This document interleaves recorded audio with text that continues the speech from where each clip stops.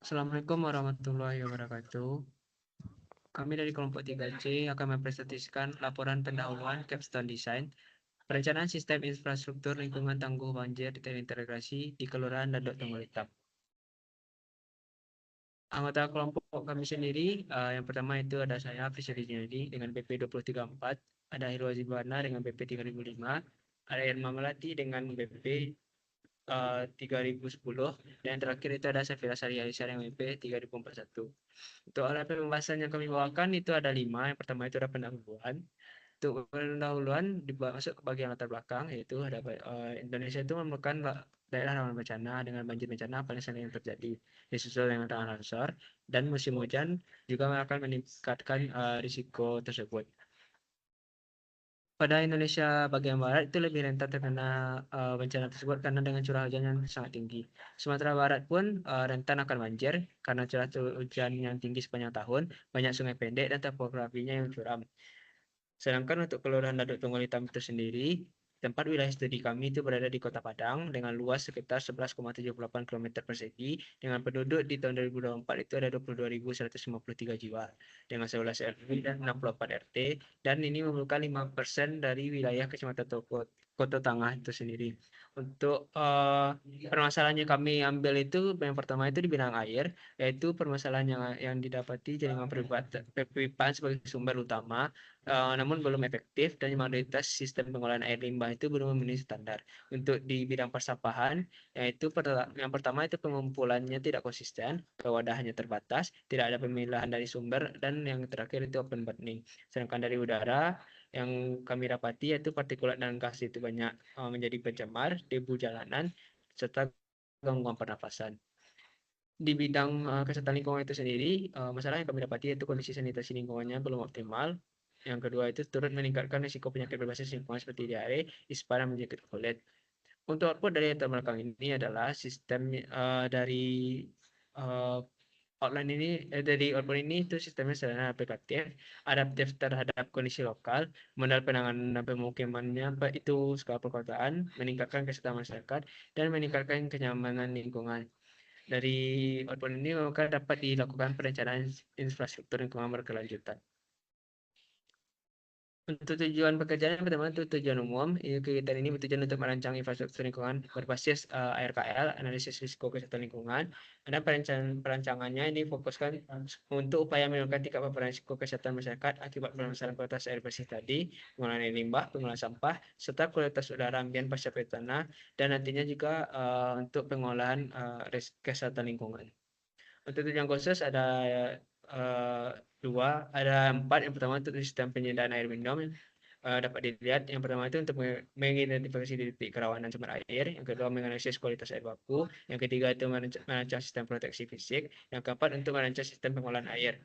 Untuk sistem pengelolaan sampah, yang pertama itu untuk menghitung besaran timbulannya komposisi sampah. Yang kedua untuk mengevaluasi sistem pengelolaan. Yang ketiga untuk mengidentifikasi permasalahan.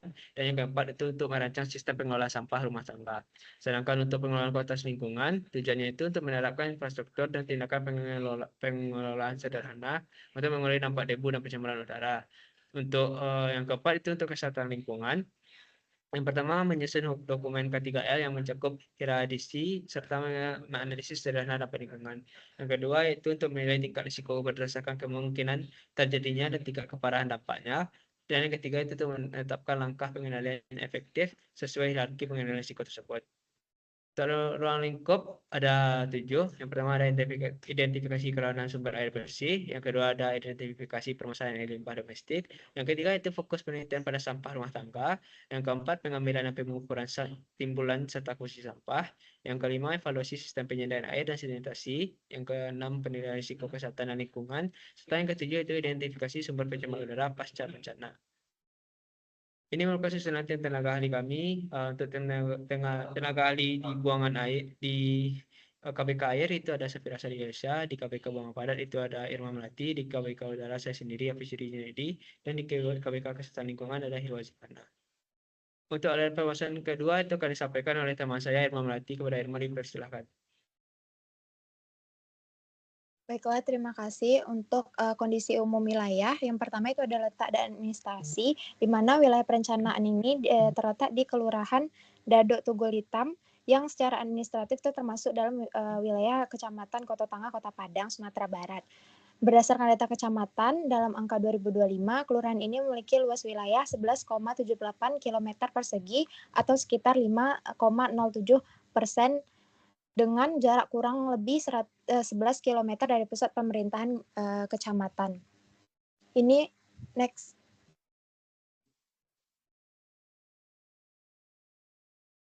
Ini merupakan peta administrasi. Selanjutnya mengenai demografi, di mana Kelurahan Dado ini memiliki jumlah penduduk sekitar 22.153 jiwa dengan luas wilayah kurang lebih 11,78 km persegi, dengan tingkat kepadatan mencapai kurang lebih 1.881 jiwa per kilometer persegi, di mana kondisi ini menggambarkan karakter kawasan pemukiman dengan intensitas hunian yang relatif tinggi, sehingga berdampak pada meningkatnya kebutuhan terhadap pelayanan infrastruktur dasar.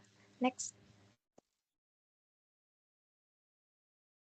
Ini merupakan peta demografi. Selanjutnya mengenai tata guna lahan, di mana tata guna lahan di Kelurahan Dado ini menunjukkan pemanfaatan ruang yang didominasi kawasan pemukiman, terutama pada area dengan aksesibilitas baik terhadap jalan utama dan lingkungan. Dan fasilitas umum seperti perkantoran, sekolah, dan tempat ibadah itu tersebar mengikuti konsentrasi hunian. Sebagian wilayah masih memiliki lahan terbuka dan vegetasi sebagai ruang terbuka hijau meskipun luasnya lebih kecil dibanding kawasan terbangun. Next. Ini merupakan peta tata guna lahan. Selanjutnya, mengenai deskripsi wilayah, di mana kondisi existing wilayah studi ini, Kelurahan Dadok Tugul Hitam berada di Kecamatan Kota Tangah, Kota Padang, Sumatera Barat dengan topografi relatif datar landai dan elevasi rendah. Berdasarkan dokumen perencanaan Bapeda Kota Padang 2025, Kota Padang memiliki potensi banjir kategori sedang hingga tinggi, di mana kondisi morfologi yang landai meningkatkan risiko genangan terutama saat hujan tinggi bersamaan dengan pasang laut dan kapasitas drainase yang tidak optimal.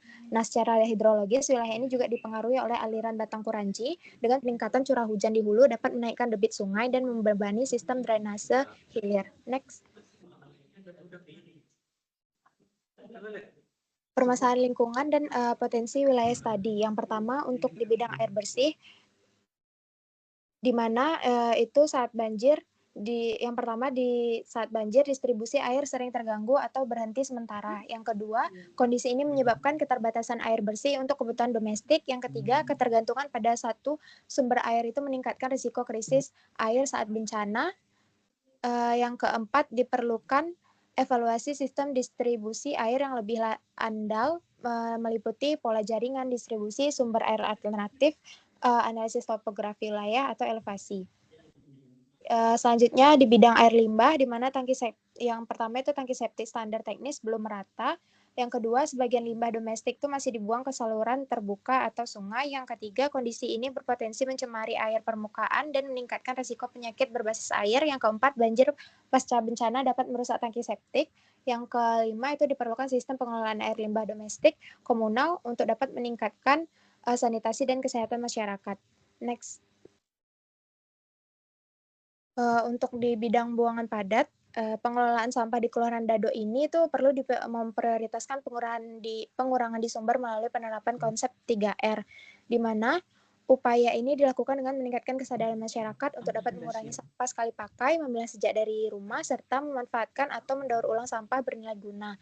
Dengan keberadaan bank sampah mendukung pengelolaan berbasis masyarakat dan membantu mengurangi volume sampah ke TPS dan TPA. Sampah yang tidak dapat dimanfaatkan ini dikumpulkan melalui sistem door-to-door oleh petugas LPS menggunakan becak motor. Namun pemilahan di sumber belum optimal dan masih terdapat praktik pembakaran sampah yang berpotensi mencemari udara.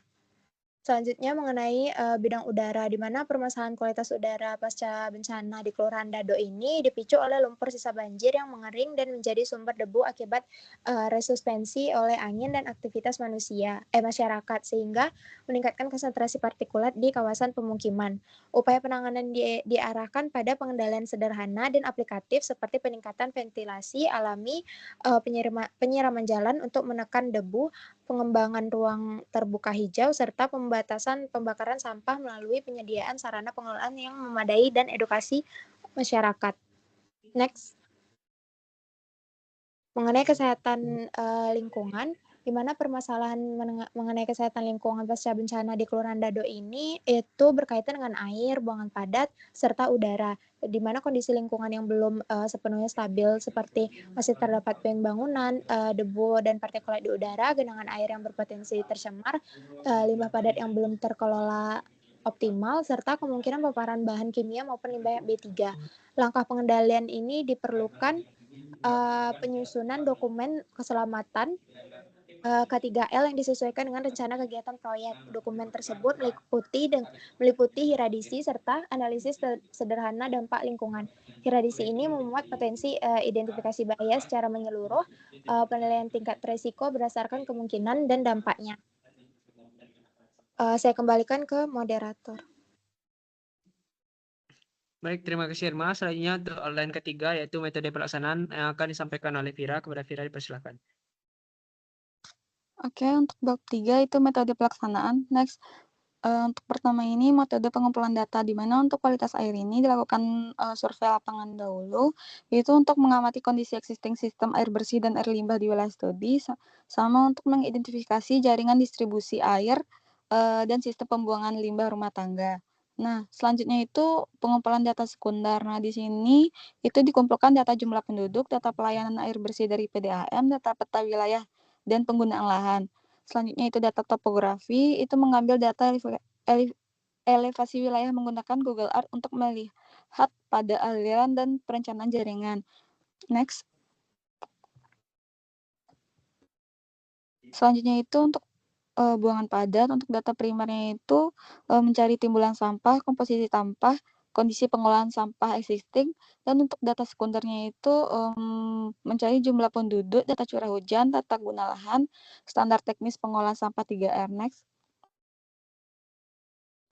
Nah, untuk metode pengumpulan data kualitas udara itu, untuk data primer itu mencari konsentrasi partikulat PM10 dan PM2,5, suhu dan kelembapan pada wilayah tadi, dan untuk data sekundernya itu mencari kecepatan angin dan arah angin. Next.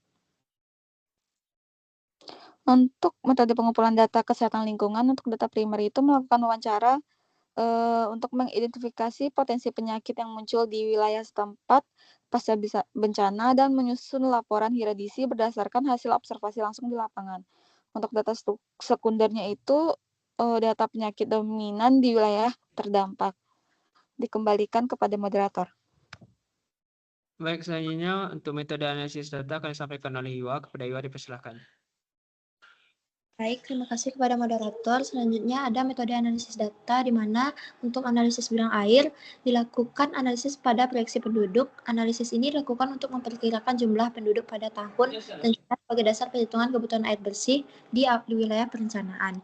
Yang kedua ada analisis kebutuhan dan distribusi air bersih. Selanjutnya ada analisis sistem pengelolaan air limbah. Untuk analisis ini meliputi perhitungan debit air limbah dari penggunaan domestik. Next.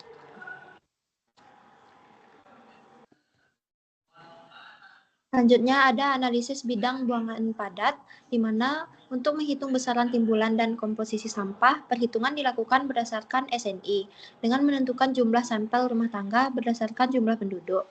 Selanjutnya ada analisis kondisi existing pengelolaan sampah, yang mana dilakukan untuk mengidentifikasi sistem pengelolaan sampah yang ada di Kelurahan Dado Tunggul Hitam. Selanjutnya ada analisis permasalahan pengelolaan sampah. Analisis ini bertujuan untuk mengidentifikasi faktor penyebab pengelolaan sampah yang belum optimal. Next. Selanjutnya ada analisis pada bidang udara, di mana dilakukan identifikasi sumber partikulat pasca bencana, meliputi debu dan pembakaran sampah. Yang kedua ada evaluasi potensi paparan terhadap masyarakat. Yang ketiga ada perumusan tindakan pengendalian sederhana berbasis lingkungan. Selanjutnya ada analisis pada bidang kesehatan lingkungan, di mana dilakukan identifikasi risiko kesehatan akibat keterbatasan air bersih, sanitasi, dan kualitas udara. Selanjutnya dilakukan penyusunan dokumen K3L, JSA, hiradisi, hazard identification, risk assessment, and control, dan tabel analisis sederhana dampak lingkungan. Yang terakhir ada analisis sederhana dampak lingkungan berdasarkan regulasi yang berlaku. Dan yang kedua adalah Next. sistem dengan standar depresiasi. Dan yang ketiga adalah Berikut merupakan tabel analisis sederhana mengenai dampak lingkungan, di mana di sini dilakukan analisis terhadap bahaya, yaitu pemaparan penyakit, reseptor atau individu kelompok yang terpapar, jalurnya seperti air, udara, maupun buangan padat, manajemen risikonya, pemaparannya tinggi atau rendah, dampaknya, dan dampak keseluruhannya.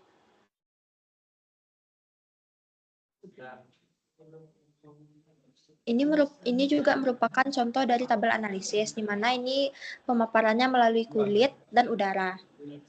Next. Sekian dari saya, dikembalikan kepada moderator.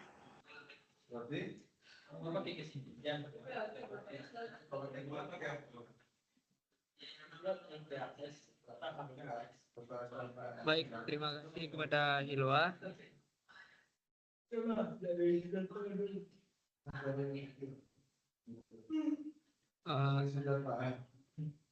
Dan selanjutnya yaitu untuk ada yang keempat, yaitu rencana jadwal pelaksanaan. Dapat dilihat ini merupakan rencana yang telah kami susun. Di sini kami menyusunnya sampai nantinya minggu ke-17, di mana di minggu kedua yang sekarang, maksudnya di minggu yang ketiga, yaitu untuk penyusunan laporan pendahuluan.